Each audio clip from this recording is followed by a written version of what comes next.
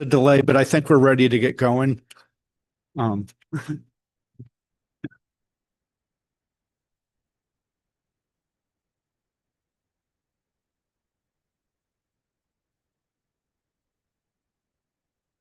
Good, Travis. Oh, I don't want to hear my voice in the background.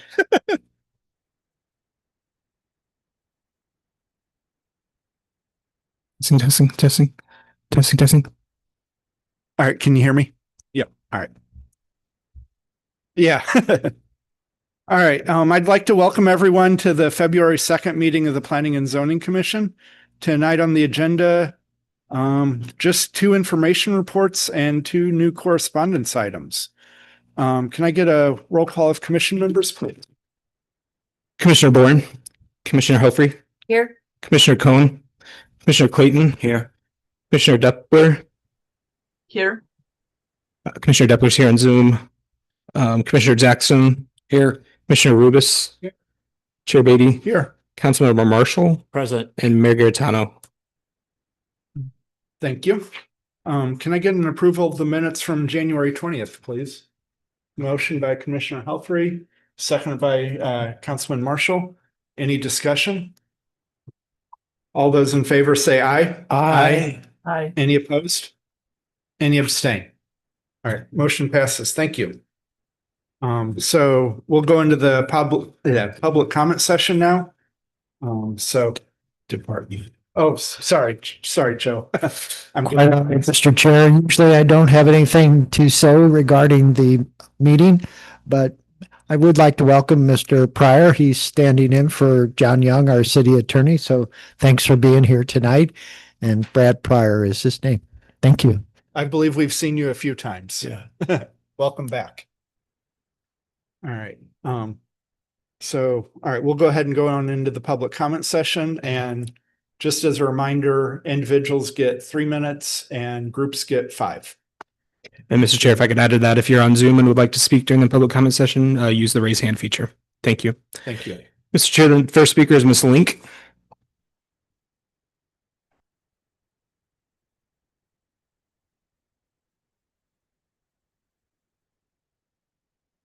Hello, this is on. Okay. Yep, you're good.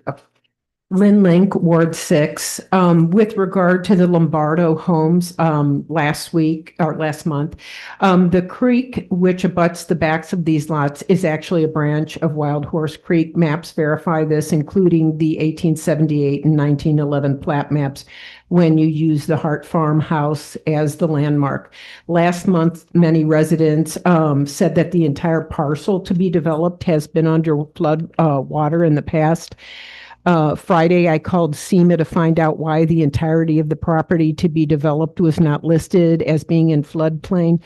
And I was advised that residents should report this to Rick Brown at the city.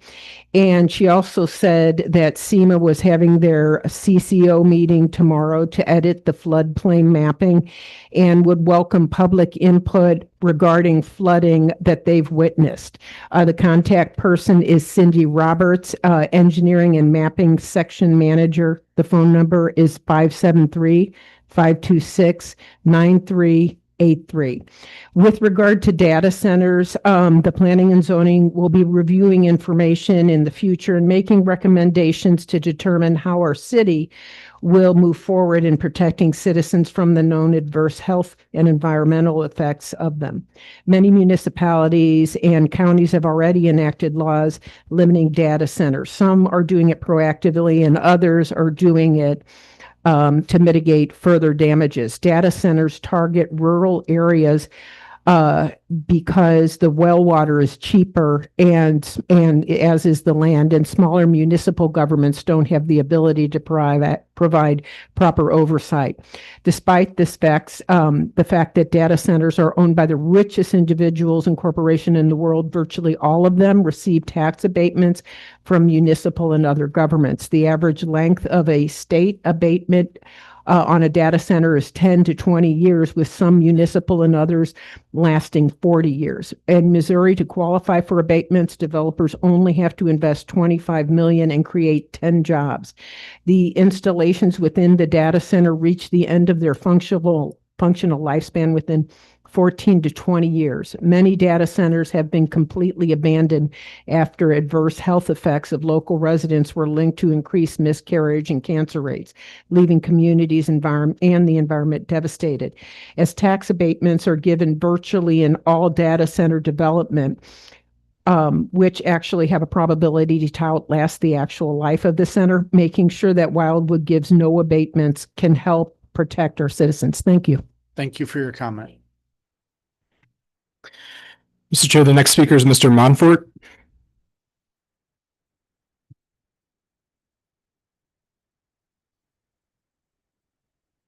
Good evening. My name is Mike Montford. I live at 18627 St. Albans Road, which is at the eastern end of the property that they're proposing tonight. Been there over 30 years. My children, my grandchildren have grown up walking those fields, looking for arrowheads, hiking through the creek in the summertime, swimming, things of that nature. I'm spoiled, wide open spaces across the road, and I wish it'd be like that until I'm not around anymore. But I understand what progress is. But I like it to be done properly. And 3-acre lots, that's great. Is that a Wildwood rule or is that a county rule? And they must have made them that size for a reason. Every lot across the road that I can see, a lot is what they can build on. Half of some of those lots, a third of some of those lots are straight up and down behind the creek. So they're not going to do anybody any good. 16 septic systems, that's a lot. Some of them are going to be pretty close to that creek. Now, we have a septic system. We have 2 houses there, and we have 2 septic systems.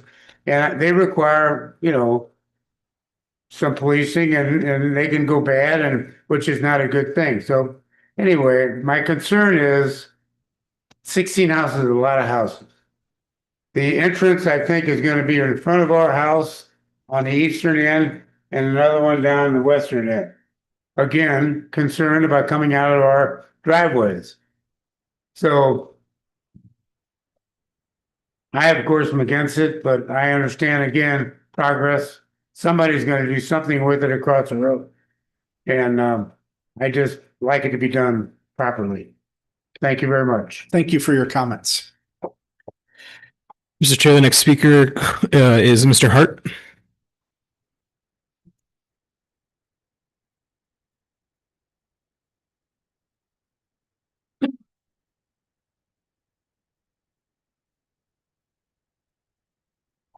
My name's Rich Hart, and I live at 18721 Highway T, and almost all my property is on the northern side of the proposed property. And it was in my family, like I said, the last meeting, 140 years and 170, almost 170 years as the farm it is left that I reside on. And the question was brought up about the floodplain issue. And in the time that I farmed it and so forth, that creek did flood into those fields. Now, I'm not saying that it was 9 feet deep all the way to the highway, but it was back probably 30, 35, maybe more feet in there. And that is when we maintained that creek. We were in there all the time, like I said, the last meeting, cutting trees out of there. I have not trespassed on the property to look, but I can see visually driving down the road and looking at it from my place that creek is a mess. And with all those tornado trees laying on those hillsides, you know where they're going to wind up. They're going to wind up in that creek. Now, a few years ago when we had that flood situation, when Fars got flooded out and people down there, that was all because of probably debris farther down where the creek crosses Highway T, but it also backs up all the way back. I think that all needs to be addressed, to be honest with you. Years ago, people that they had property along that creek, that was their deal. When you had a windstorm, if you had water come down after spring thawing or whatever, You got down in there and you cut it out because you didn't want it to flood. And that I can't see any way, but that's not going to make it worse. Then, you know, I don't know what you're going to decide on the sewers, but in common sense, if you put in the central sewer system, it's going to be on the western end of the property, which will probably be in that western field, which is across from my home. And the wind always comes out at, or 85% of the time or more comes out of the southwest. And we all know that those septic systems remit sewer gas. And I sit above that. And when that breeze comes out of her or the wind comes out of the southwest, you know where it's going to put? It's going to put all the smell right on me. I don't want it. We haven't lived there for 170 years to be stunk out, you know? And if you think that's not true, I left Big Chief 3 times this summer because I didn't want to sit on their patio and smell sewer gas. And anybody who goes there knows what it smells like. And then the watershed across that property is huge. It's probably more than Lombardo realizes.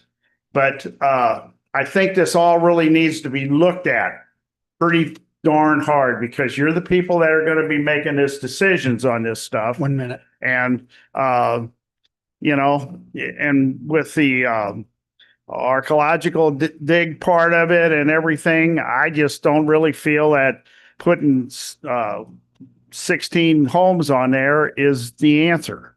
You know, maybe 30 years from now, if sewers come out or something farther on or whatever, maybe then something will happen. Or maybe somebody would buy three parcels and put a lot on each one or something. But I just think it's just not the right thing for that property. I know, I've been on it. I know what it looks like. And my creek alongside of my driveway goes into that. And I can tell that creek's running slower because it's starting, when it rains hard, it's backing that up. And that's a pretty good sized creek. And I do keep it clean. All right. Thank you for your comments. That's time. Mr. Chair, there are no more speaker cards that have been submitted in the room, but we do have a few on Zoom. If we could just give them an opportunity to use the raise hand if they would like to speak.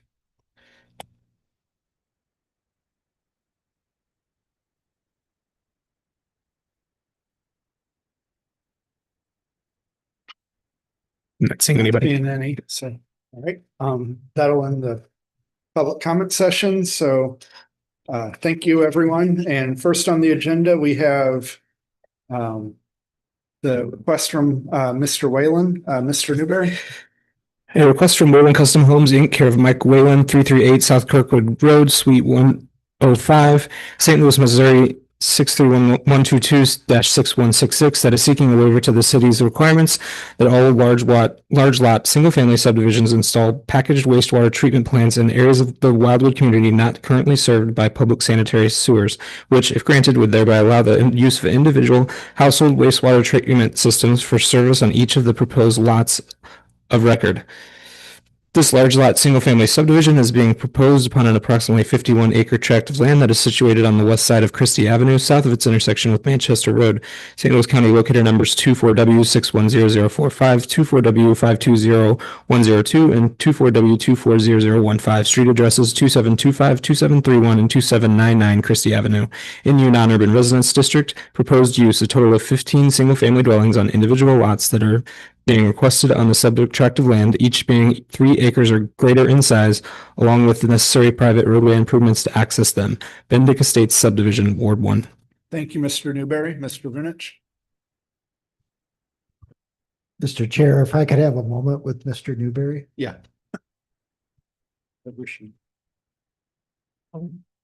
We did a cover sheet for the Lombardo. Thank you. Mr. Chair, members of the Planning and Zoning Commission, the Department of Planning has prepared for your consideration tonight the letter of recommendation relating to the request that was just read into the record by Mr. Newberry. I would note that the letter of recommendation does have a change relative to the department's position. As you know, at the January meeting, approximately 2 weeks ago, there was a discussion that ensued by the commission members with the applicant, Wayland Custom Homes, and the Department of Planning about additional steps that the applicant was willing to undertake to ensure that if individual household treatment systems were authorized on the 15 lots, that there would be guarantees in place regarding maintenance. Also, the applicant, Wayland Custom Homes, had noted that they had prepared individual soils reports relating to the locations of the proposed systems on each of the proposed lots. As part of the information report with recommendation, the department has provided you those soil analyses for the 15 lots, as well as memorialize what the applicant had proposed via an email that was submitted to the department by Mr. Wayland himself. The department is recommending that individual household treatment systems versus a plant be authorized at this location. That recommendation is premised on several factors.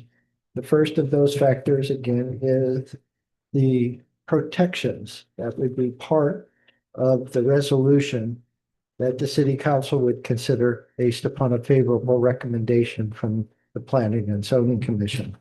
Those protections include $5,000 per lot to be collected and provided to the homeowners association for maintenance purposes, the tertiary level of treatment, and a number of others that are listed in the report. These conditions or protections should look familiar to the commission members because we utilized them in West Eden. And as was referenced by Mr. Wayland at the January 20th meeting of the commission, they have been successfully implemented and from the perspective of the department seem to be working as well. So that's the first, the protections that are provided. Secondly, as you know, the Department of Natural Resources with the state of Missouri has provided an analysis. That analysis indicates that individual household treatment systems can function on this property based upon soil and geologic conditions. So the department does take a great deal of satisfaction, so to speak, in that the state, through its review by Department of Natural Resources, is recommending that they can be adequately provided. The final is the actual individual soil analyses. And from the perspective of the department, a lot of information was provided in those reports relative to bedrock, depth of bedrock, refusal, the types of soils versus concerns about others. And so that information seems to indicate that there has been forethought into the location of the systems. There's been test holes done to ensure the systems are at the right location relative to the lots themselves. And so, again, the site-specific nature that was provided of the analysis makes the department feel comfortable in changing its recommendation. So therefore, tonight, you have before you the letter of recommendation that now supports individual household treatment systems versus a single plant based upon the rationales provided in the report. After a motion and second, if there are any comments or questions, Mr. Newberry and I would be glad to try to answer them at that time. Thank you. Thank you, Mr. Vunich. Is there any a motion or discussion? Motion. All right. Motion by Commissioner Clayton. Is there a second? Second by Commissioner Helfrich. All right. And question? Mr. Vunich, I don't know. I just have a question. At home, I have something, on our irrigation systems, when we have our backflow devices, we have to have those inspected every year in order to be able to turn those on. So is there not something that we could do that would require them to submit proof that they have had their septic systems maintained so that it kind of takes the onus off of the city. And I mean, obviously you can't tell them that's it. You can't flush your toilet if you don't turn that in. But I mean, Well, at this time, irrigation systems have more protections relative to inspections, local inspections versus wastewater treatment systems on individual lots. There's approaches. One is with the reoccupancy of single-family detached dwellings on the change in ownership. There's some communities do inspections that include the household treatment systems to guarantee, at least on sale, that there is an inspection, and if there are issues, they are corrected. From the standpoint of the state of Missouri, nope. It really is just if a problem arises, then the Department of Public Health with St. Louis County and the city of Wildwood can be asked to do an inspection, make a determination, and ensure a correction is made. If that's based upon a complaint or some type of public health issue arising that's identifiable. The good news is, as part of this recommendation, and as supported by the applicant, Leyland Custom Homes, there will be reporting requirements to the city relative to the ongoing maintenance. And so from that perspective, if the homeowners association follows through with that, we'll have a general idea that the systems are being maintained at the required level, tertiary, and then for the most part, we're doing whatever and what we can to protect the environment, including the aquifer. but I guess my question is there anything that we can do as a city, not necessarily as planning and zoning, but as a city that has a little more teeth? Because what happens, what's the slap on the wrist if they don't maintain it or if there is a problem? I mean, what recourse is there? Well, there's a legislative approach. The city council could pass legislation that requires inspections of systems or the reporting of inspections of the systems on a 1 year, 3 year, 5 year basis. That's unlikely. We just talked about doing reoccupancy inspections on owner occupied single family detached dwellings, and that didn't get much traction. And in fact, city council didn't want to do it because of the age of housing. So I wouldn't anticipate us legislatively requiring some type of inspection program. There's also just the logistics of undertaking something of that nature, given the scale in the city of Wildwood. So again, on a case-by-case basis where waivers are granted, if the waiver is granted to the plan, I think we can, at least from that perspective, have at least the knowledge that we have a vehicle to ensure that there is some inspections being done and maintenance is on an ongoing basis. Right, thank you. Mr. Lee? Thank you, Chair. I just wanted to point out something that Joe had just mentioned at the point of sale, if that's something that could be considered and could be considered by the city council, and just as a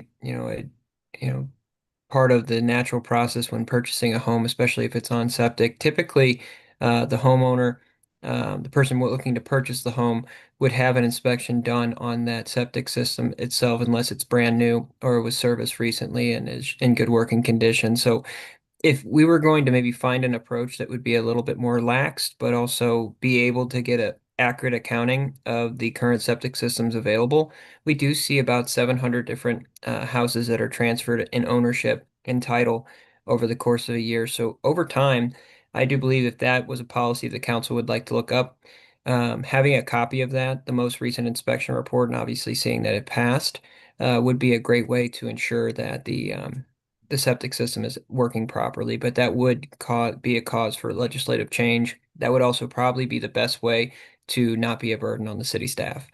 Just considering that any type of program like that where we're conducting the inspections, we would outsource them most definitely. But at the end of the day, it would still take time to process it and then document those conditions. But overall, this has been something that's been consistently brought up large majority of homes are on septic here in Wildwood, especially on the larger acre lots, and could be something considered if the board would like to give direction to the city staff. We could definitely bring it up at subsequent committees and relevant committees. Thank you. Thank you.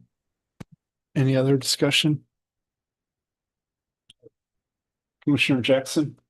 So are any of these septic systems that I assume it's not in a floodplain right now, but if things change, would they be in a floodplain? The lady, I don't remember your name, but This is not the same property. oh, it's not. Oh No. my gosh.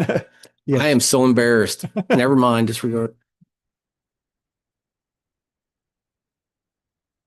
This property is the one on Christie Avenue. This is not the one on Highway T. Commissioner Rubis? Joe, they're asking for 15 lots. I understand that 2 of the lots are occupied now and on a septic system. Correct. So there would be just a total of 15, not 17. Total of 15, and under the email the Department of Planning received from Mr. Whalen, I believe the 2 existing residences will also be included in this overall maintenance requirement and managed by the homeowners association once the funds are all collected. So it would be their intention to maintain the septic system that they have now. The description that Mr. Whalen provided states that they'll have a central provider, a single source that'll be negotiated by the homeowners association. I don't know if it's yearly, every 3 years, but there'll be a single source provider, and then that provider will have the responsibility to check the systems on whatever cycle that is ultimately decided. And from that perspective, I think that's a real positive, that you have one entity responsible for all of them. And there's a guarantee of funding if someone were not to pay. And then from that perspective, that single provider will be able to ensure a consistent approach to the inspections and the reporting.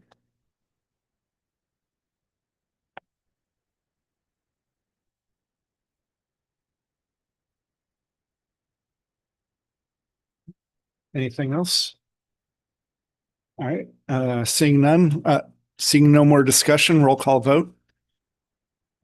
Commissioner Clayton? Yes. Just one moment. Commissioner Depler? Yes. Commissioner Depler votes yes. Commissioner Jackson? Yes. Commissioner Rubis? Yes. Commissioner Helfrey? Yes. Chair Beatty? Yes. And Councilmember Marshall? Yes. Thank you. Motion carries. Thank you. Yeah, if this property floods, we're all in trouble. Now I know why I was trying to find the creek out of my neck. My question was, can you show me All right. Now the one more people here are concerned about, the Lombardo request. Mr. Newberry? You're welcome. Good luck. A request from Lombardo Homes of Missouri LLC, 4 Research Park Drive, Suite 130, St. Charles, Missouri 63304-5638, that is seeking a waiver to the city's requirements that all large lot, single-family subdivisions install packaged wastewater treatment plants in areas of the Wildwood community not currently served by public sanitary sewers, which, if granted, would thereby allow the use of individual household wastewater treatment systems for service on each of the proposed lots of record. This large lot single-family subdivision is being proposed upon an approximately 55-acre tract of land located on the south side of St. Albans Road, State Route T, west of its intersection with State Route 100, FPNU Floodplain Non-Urban Residence District, and NU Non-Urban Residence District.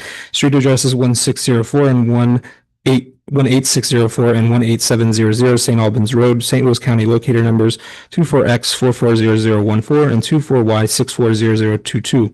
Proposed use, a total of 16 single-family dwellings on individual lots are being requested on the subject tract of land, each being 3 acres or greater in size, along with the necessary private roadway improvements to access them, along with a common ground area with visitor parking spaces. The reserve at St. Albans, Ward 6. Thank you, Mr. Newberry. Mr. Vinich? Thank you again, Mr. Chair. Mr. Chair, members of the commission, the Department of Planning has provided for your consideration tonight a letter of recommendation relating to the request from Lombardo Homes for a waiver to the centralized wastewater treatment plant to serve up to 16 single-family dwellings on 3-acre or greater size lots. The department would like to give a little background before describing the recommendation itself. The background, I believe, is necessary because after the meeting in January, several of the commission members asked questions relating to septic systems, centralized wastewater treatment plants, floodplain, and the actual geology of the area. And so there is a cover memo associated with the draft letter of recommendation that is before you tonight. So just a quick context, the department provided a simplified map. So my apologies, I know we are in the era of computer generated mapping. Sometimes expeditious responses are necessary, and it's easier to do it this way. So as you can see, this is for the most part the western half of the site. There is an eastern half that has many of the same characteristics, but in this particular instance, the department wanted to show the location of the common ground. And so to describe the features of the map, the two yellow lines are State Highway T on the northernmost portion of the map itself, and then the private roadway that is being proposed, which would serve the individual lots.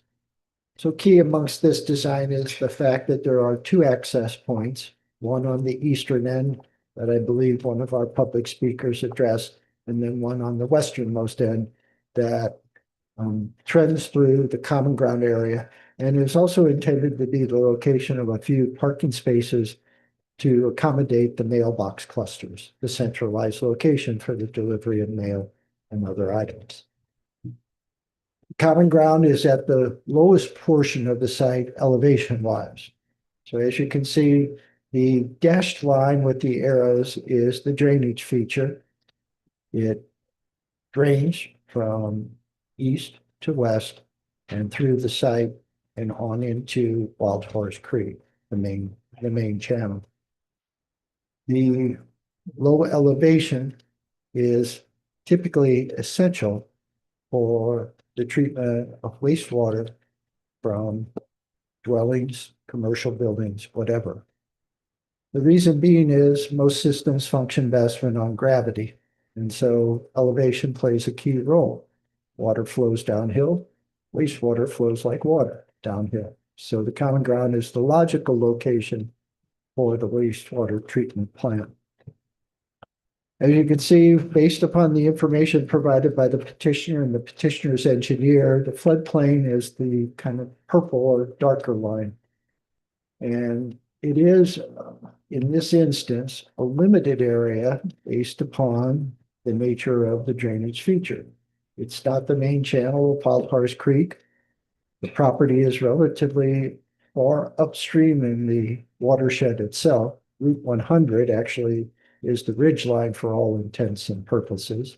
But there are several other drainage features that provide runoff into this creek that is located on the subject site. And you can see those. They come from the north side of Highway T, generally through culvert pipes or some other type of system of piping, and they drain through the site into the drainage feature and then down into Wild Horse Creek. So that kind of gives you the perspective.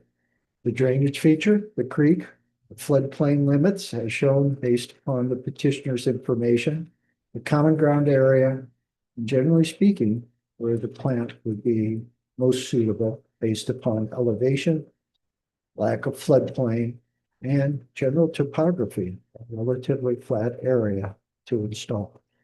Can I ask one question real Certainly. quick?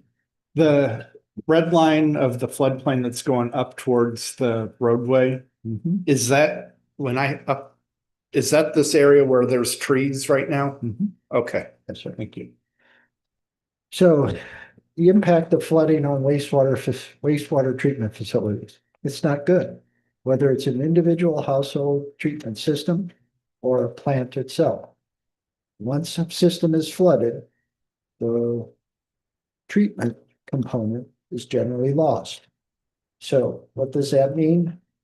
On individual household treatment systems, when they are flooded, it's typically the drain field. The tank itself is an enclosed structure. It's a large structure. It's generally a concrete type material.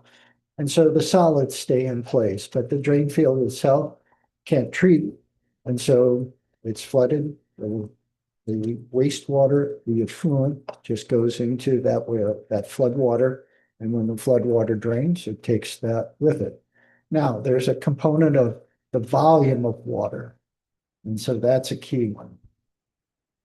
In terms of a plant, when Merrimack floods, it floods a lot of treatment plants from Pacific through Eureka, through Wildwood, et cetera. And the plants then shut down. There's no treatment until there's repair. And again, the key component is the volume of water that the effluent is deposited in helps to lessen its environmental impact. So it dilutes. But flooding is not good because you lose, first of all, the treatment function itself. There's a downtime between repair. And so you're releasing untreated effluent into the environment. So it's imperative that you not put wastewater treatment facilities in the floodplain. And you try to anticipate the floodplain as defined by the federal government. And then what is that safety distance from that edge of floodplain? We use 2 feet of freeboard or an elevation, and 2 feet in a floodplain situation is actually quite a bit. And so we try our very best to ensure that if we authorize something, whether it's a drain field, a plant, a home, that we've done everything we can to ensure that that feature will not be flooded. So flooding impact on wastewater treatment facilities, it's not good. And we should do everything as a city to ensure it doesn't happen. Finally, geology. Wildwood is primarily underlain by limestone. There's 2 primary systems or groups of formations, with Burlington, Keokuk, and Kimmswick. The aquifer is abundant out here because of that bedrock. Those limestones are fractured and cracked. They're soluble, and the groundwater flows through them and fills the aquifer.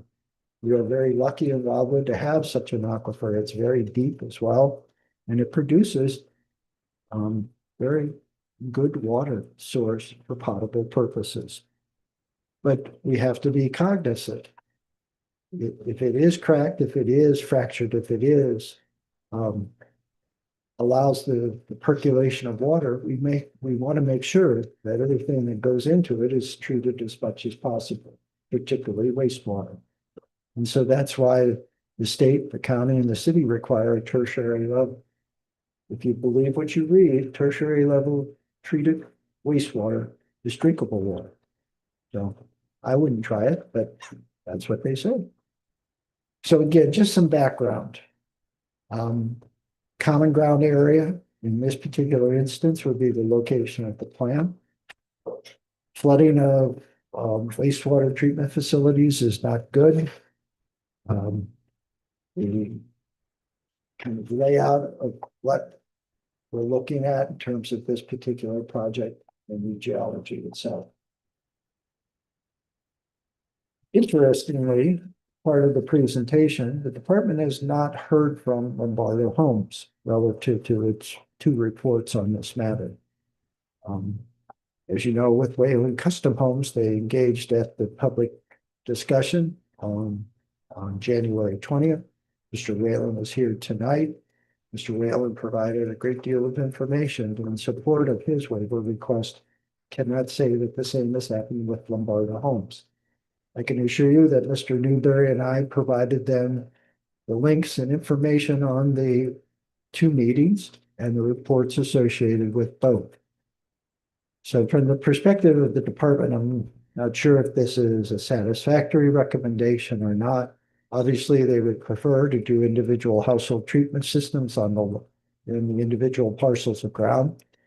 The department is still recommending in this particular case, one location for the treatment of the effluent so as we can guarantee that we don't have 16 different locations, not being absolutely sure how they are ultimately placed and installed, despite our best efforts through the engineering and plan processes. And for the most part, getting that extra protection because a plan of this nature and size requires a conditional use permit. It also will require state oversight. And so from the perspective of the department, the best approach at this location, given the features that we know exist, is a single plan. And that's the recommendation tonight. To the residents in the area, this is just a discussion on the wastewater process for the ultimate project. As I mentioned, there'll be a conditional use permit required because the plant will accommodate more than 5,000 gallons of effluent a day. And there is a preliminary plan. And there are issues with the design that will need to be addressed. Will not say this is the perfect design. The lots are 3 acres in size. They're at the density that's allowed by the non-urban resident district. But we've heard information from the neighbors that the ground is wet a lot of the time. There's springs. There's runoff from the north side of the street. There's the floodplain. There's archaeological items. And so really tonight, this is just the first step in many. And ultimately, will there be 16 lots? I don't know. But we'll sure the city will surely do everything in its powers to provide a project that's respectful of the environment and the neighborhood where it's located.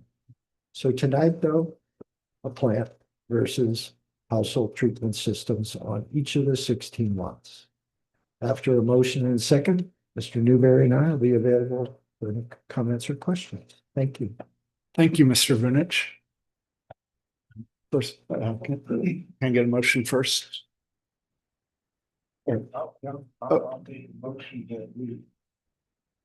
I'll make a motion that we follow the planning department's recommendation. All right, so we have a motion on the floor, second by Commissioner Helfrey. And you have a question, Mr. Commissioner Rubis? Yes. The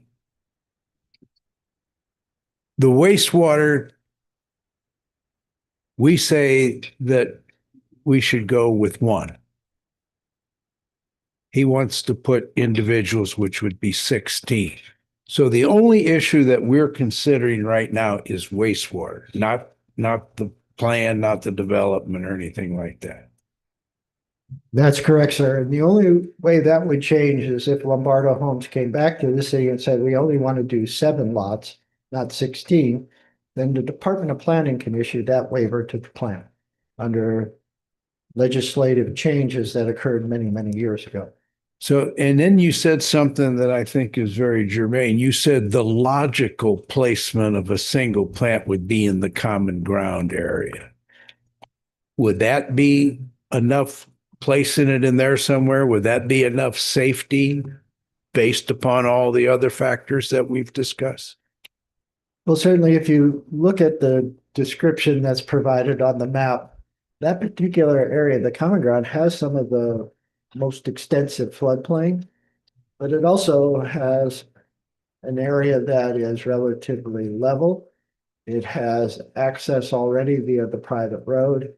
And from the perspective of the department, we think we can find a location there that is safe from flooding, can be well screened and landscaped, and for the purposes of operation, will use the conditional use permit process to ensure that they have a contractor with knowledge in the maintenance and operation of a plant, that operator is within a 50-mile radius, that operator will respond to emergencies due to the design of the plant.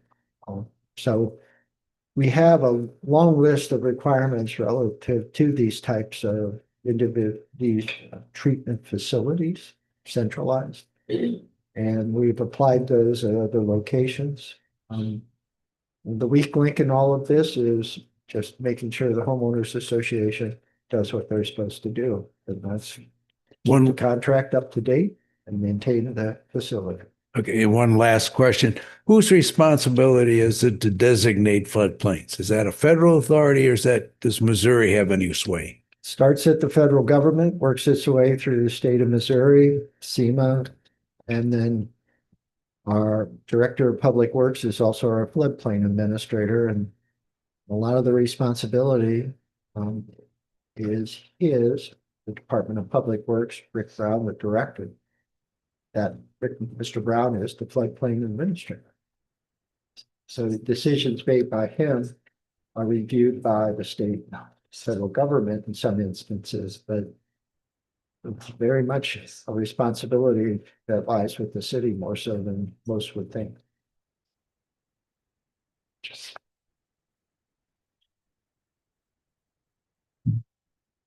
So I'm explaining so the floodplain line is marked in pink on this display.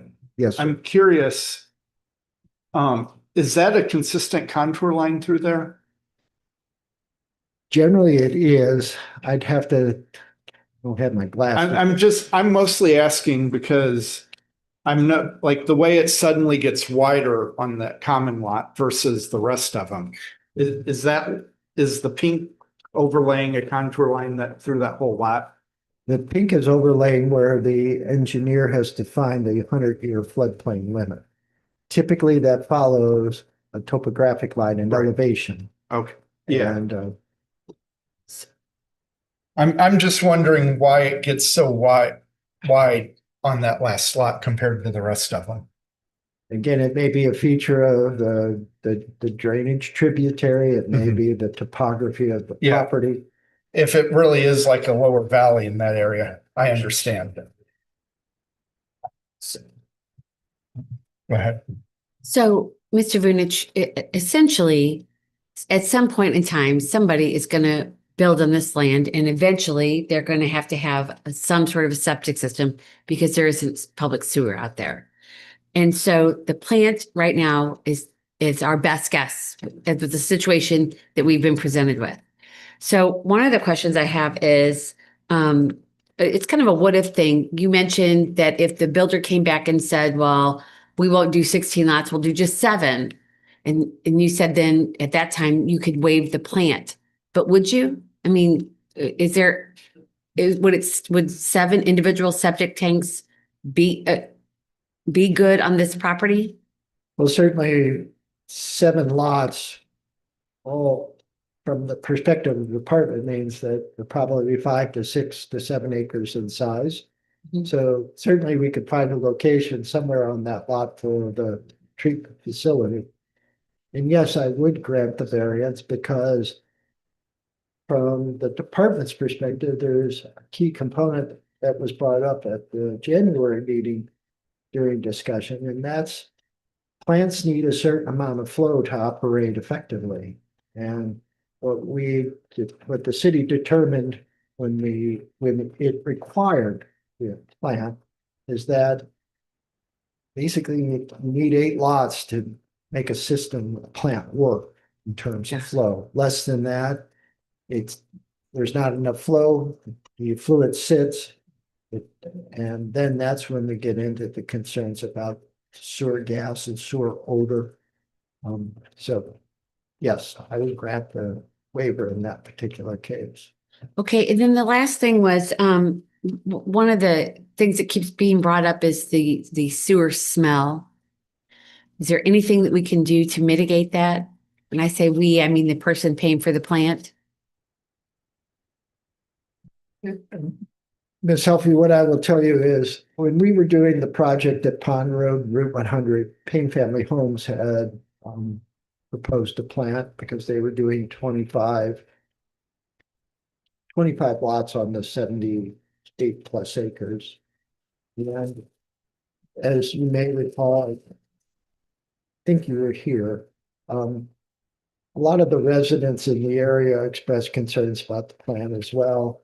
They visited the one in Three Sisters Farm, they visited the one in Homestead Estates. And in each instance, it wasn't necessarily that there was a smell of effluent wastewater. It was the fact that they just hadn't been maintained well, that the recirculating sand filters had some vegetation growing on them because it is rich water, so to speak, from a growth perspective. And there were just concerns about regular maintenance, particularly in homestead estates.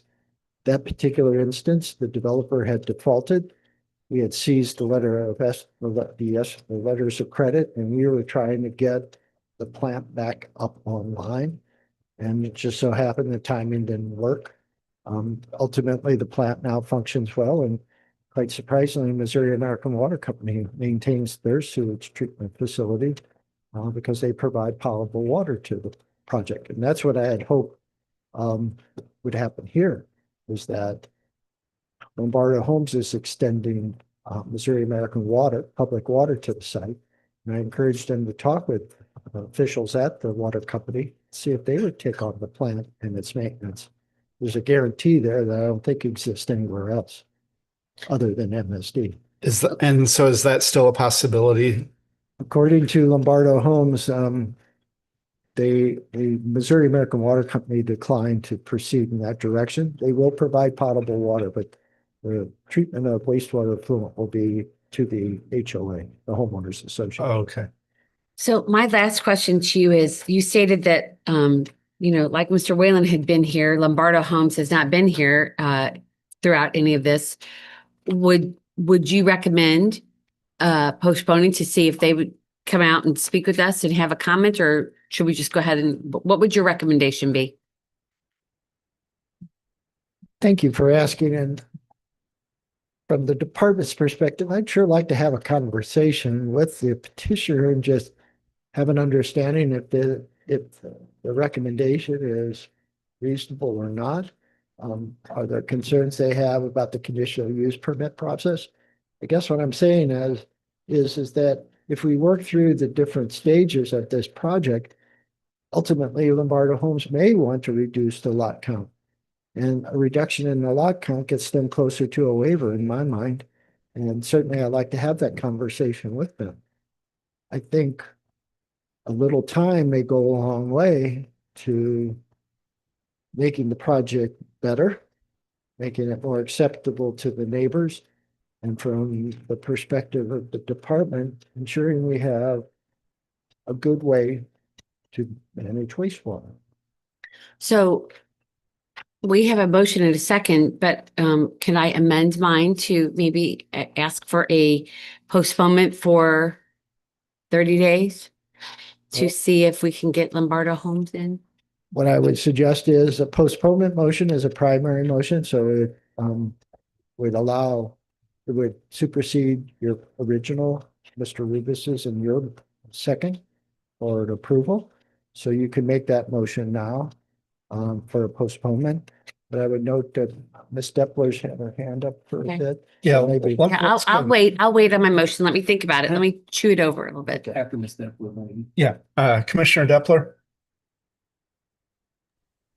Yeah, hi. I guess it's been a while, so if I remember my original question, it was around the concerns of where this common ground area is in relation to the pictures of the flooded street. That seems closest to that actual location for the proposed development. I think you kind of talked around kind of those questions, but the red line of the floodplain, how does it relate leading up to the area that we have the pictures of flooded roadway? Ms. Depler, if Mr. Newberry would put the aerial photography on the monitor. Yeah, I was wondering if, the floodplain, if it, became closer to St. Albans Road or, kind of veered back away from it. Well, the images that were provided to you of the flooded road is from Questover Canyon. Mhm. So there is an intervening parcel owned by Ameren, Missouri. Then there's Far Greenhouse, excuse me, in between that is Questover Canyon. So it is relatively close to the site. What I will tell you is that from the perspective of the department, we will require stormwater management improvements as part of each of the lots. We're not, as we did years ago, just accommodating the 3 acres because it's 3 acres and we have the natural resource protection standards, the tree preservation and restoration code, and the grading code as protections. Will actually require improvements that manage stormwater and try to keep as much of the stormwater on the lot and the least amount possible draining into the creek, the drainage feature. But yes, some of those photographs were probably from some of those rains where we had 6 to 7, 8 inches in a matter of a day or less. And there's no system I know of that can manage that. No. And Thank that happened with no development. So obviously development's not going to make it better, but Right. we'll do our very best to address it. Thank you. Commissioner Jackson. So I just kind of feeding off Ms. Helfrey's commentary, but I would take it a little bit different angle. So if they haven't been here, would it help if we kept the motion, took your recommendation, put some sort of resolution or something that if they don't get back to you within the next 20 days, this thing's over.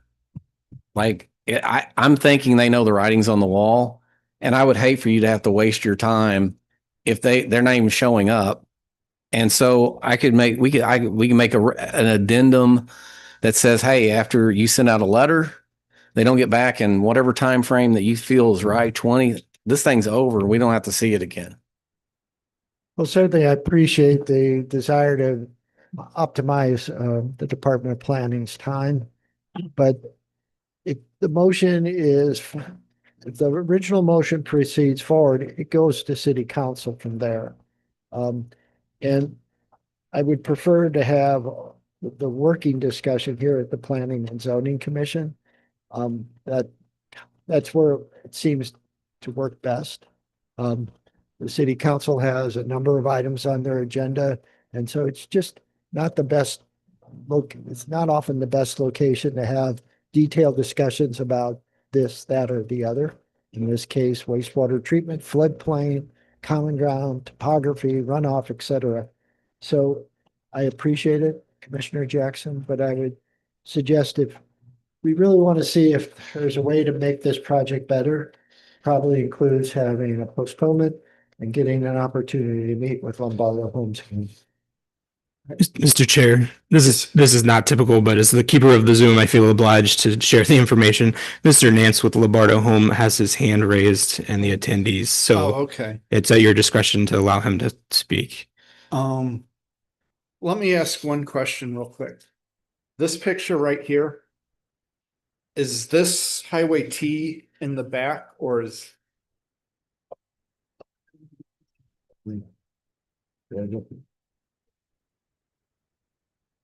Well, is that Questover Canyon Road? All right, so at the very back, is that Highway T up against that? Yeah.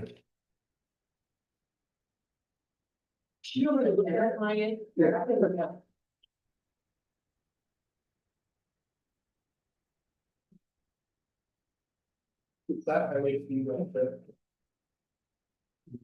Highway T's in the background. Yeah.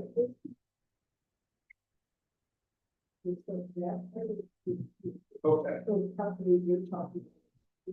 Right. This is just. Yes. Yeah, that's. Yeah.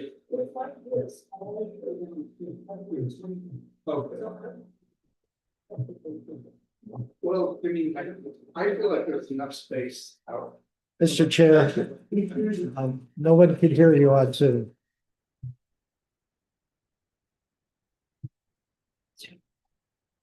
Okay.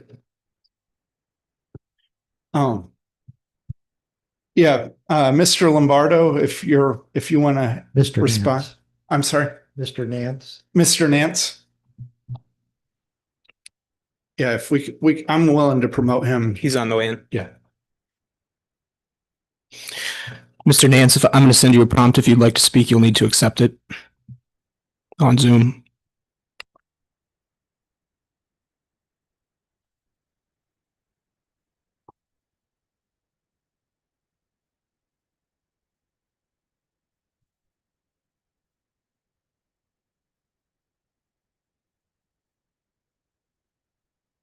Good evening, Mr. Chair. Go ahead, Chair. Doug Nance with Lombardo Homes. So I was in attendance in person at the last meeting. I apologize for not being able to make it this evening. So we did get the response on Friday from this city with their recommendation. We understand the concern with some of the floodplain. I did have a chance to overlay not only the 100 year, but the 500 year and look at that today with where that lays. And only one septic field actually lays within the 500 year floodplain that I was able to lay out. None of the fields that we have laid out so far that are shown on that preliminary plan are in any of the floodplain within the 100 year. The one that was in the 500 year could actually be pulled out. It was just barely encroaching into that space. And when we looked at a centralized system, if that's the direction the board decides for us to go, would not be in that 100 year either or the 500 year. It'd be outside that that zone. I would appreciate the recommendation that you all had for me to sit down with Joe and go through what I was able to find out today with that information and show him what we're looking at. And he can show me his concerns as well in more depth if that's the way the board would recommend for us to go forward.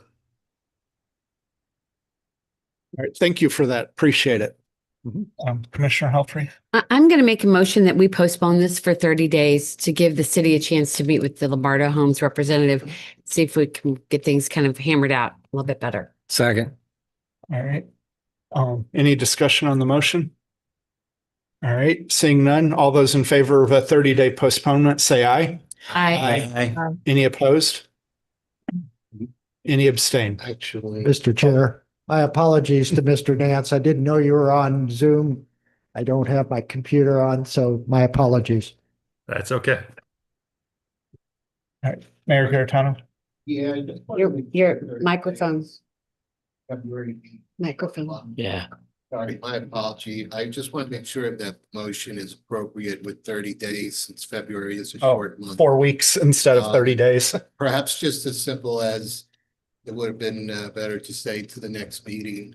I'd have to do the math to figure it out, but I know there's 28 days in February. So, Yeah, so we're going to. I'm going to postpone it for 28 days. No, just say to the next meeting. to the next meeting. Thank you. Attorney, is that appropriate?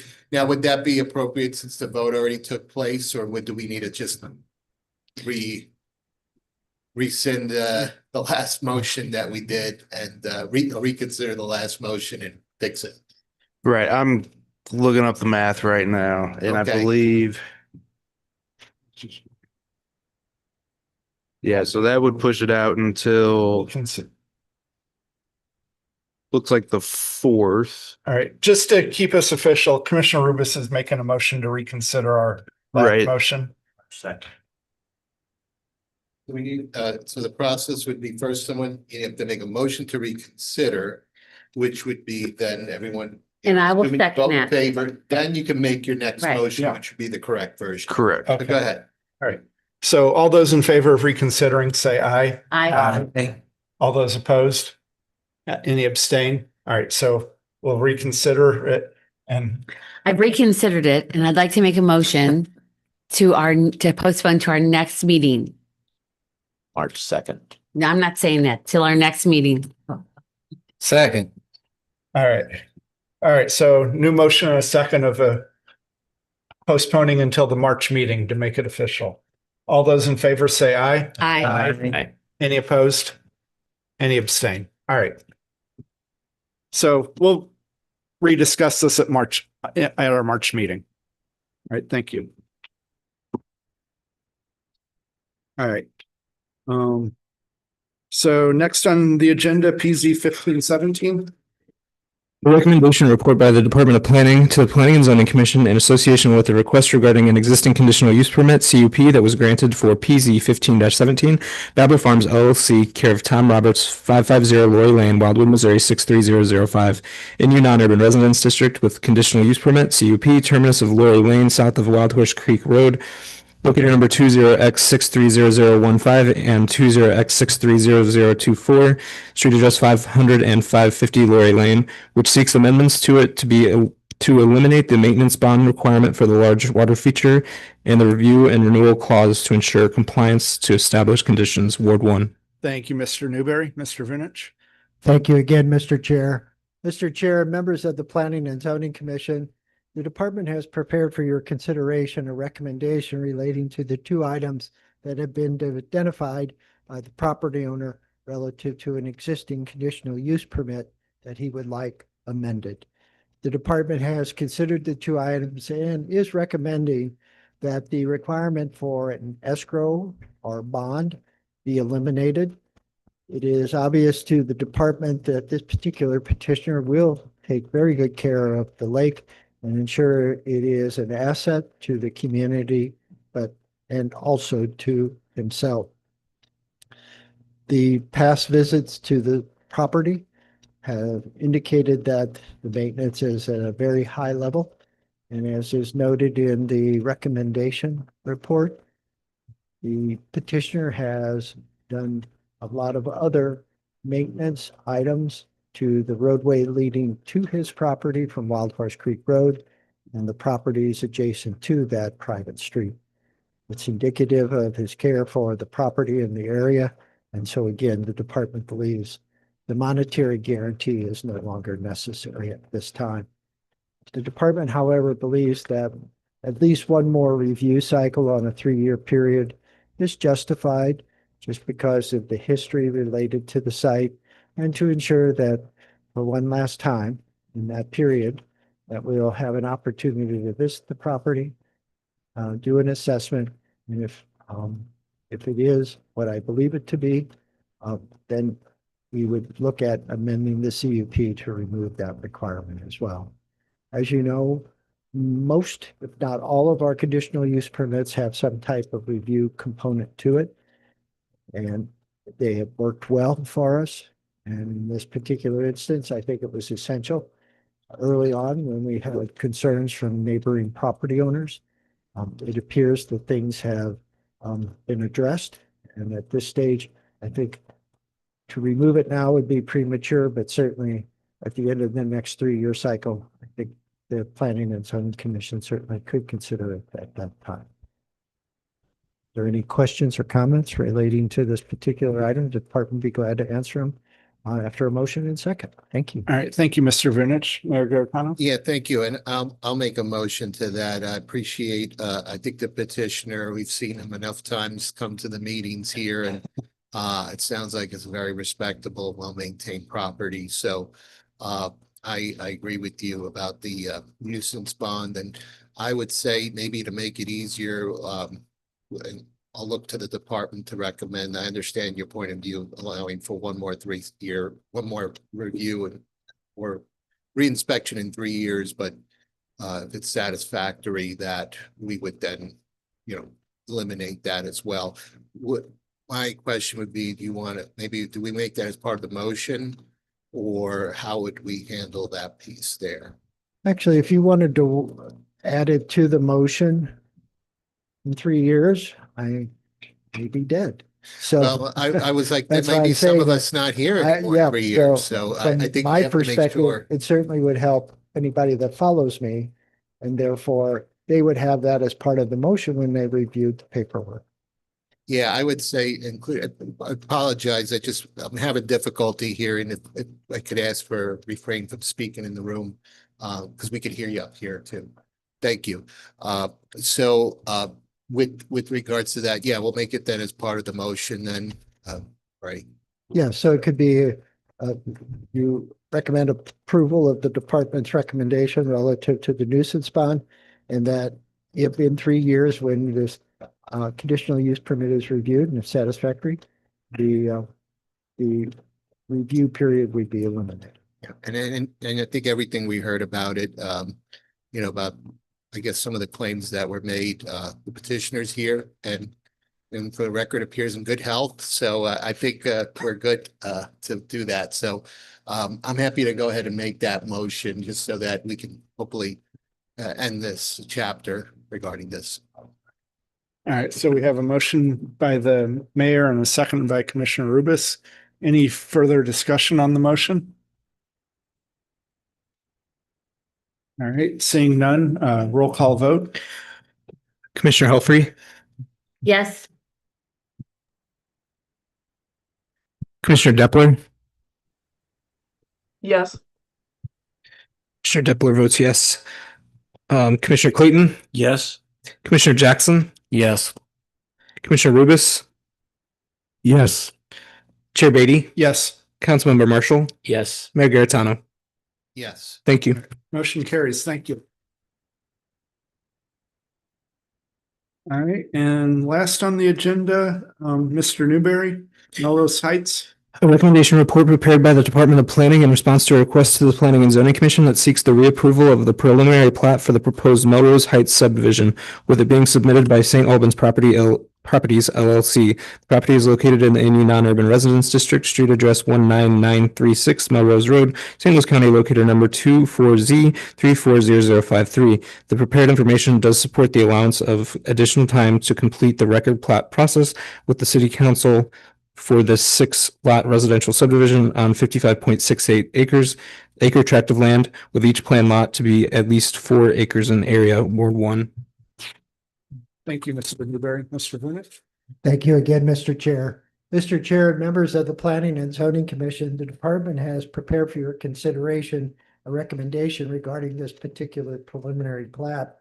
As is referenced in the report itself, this particular preliminary plat is for a 6-lot subdivision. It is located on the west side of Melrose Road at its intersection with Highway T. The property is approximately 56 acres in size, and the owners are proposing 6 lots on that particular site. The lots range in size from 4 acres to over 11 acres in size. The lots will be served by a private street, meeting the requirements of the city's rural roadway standards, and dedication is proposed along Melrose Road, as well as an easement for site distance considerations. In January of 2024, approximately 2 years ago, the Planning and Zoning Commission recommended approval of this preliminary plat, and that preliminary plat was used to ultimately authorize the record plat. The record plat was presented to City Council, and an ordinance was approved authorizing the 6 lots to be recorded and ultimately sold. There were delays associated with the project by the owner, St. Albans Properties LLC, but I believe based upon the engineer working with the owner, they are ready to proceed forward at this time. However, 2 years have passed, and the department believed it was appropriate that the Planning and Zoning Commission re-review the plat, see it one more time, and if there are any questions regarding it, those questions could be answered. Tonight, the department is recommending reapproval of the preliminary plat. As you can see, it is substantially less dense than the underlying zoning district designation would allow, and it will ultimately connect into Franklin County and other properties held by St. Albans Properties LLC. So it is part of Wildwood and will be part of a much larger development called St. Albans. If there are any questions or comments after a motion and second, the department will be glad to respond to them. Thank you. Thank you, Mr. Vinich. So that northern street that appears to be a stub, that's what's going into Franklin County? Yes, the owners own property abutting, and it is their intent to develop a few lots on that side as well. All right, thank you. Commissioner or Councilman Marshall, sorry. All right, is there a second? Second by Commissioner Helfrey. All right, go ahead with your question. Mr. Rich, how many homes in Franklin County?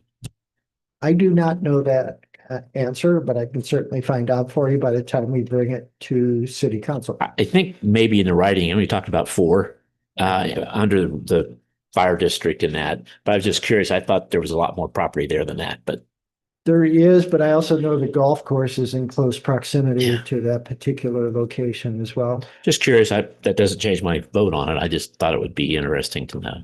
Well, Mr. Marshall, Mr. Newberry and I have this item, if approved tonight by the Planning and Zoning Commission as a receipt and file at City Council next Monday. I will have an answer for you at that time. Thank you. Then I will email the rest of you with it as well. Oh, yeah. Looking at the map, the golf course does appear to be like right there. Because there's the road, there's the golf course. All right, any other discussion? All right, seeing none, roll call vote. Commissioner Jackson. Yes. Commissioner Rubis. Yes. Commissioner Helfrey. Yes. Commissioner Clayton. Yes. Commissioner Depler. Yes. Commissioner Depler votes yes. Chair Beatty. Yes. Councilmember Marshall. Yes. And Mayor Gaetano. Yes. Thank you. Motion carries. Thank you. And that brings us to the end of our agenda. Mr. Vinich? I just have one item for you. The department has been in discussions with Monarch Fire Protection District. And at the March meeting, we'll have a public hearing for our first electronic message sound. Thank you. Oh, the one they installed preemptively.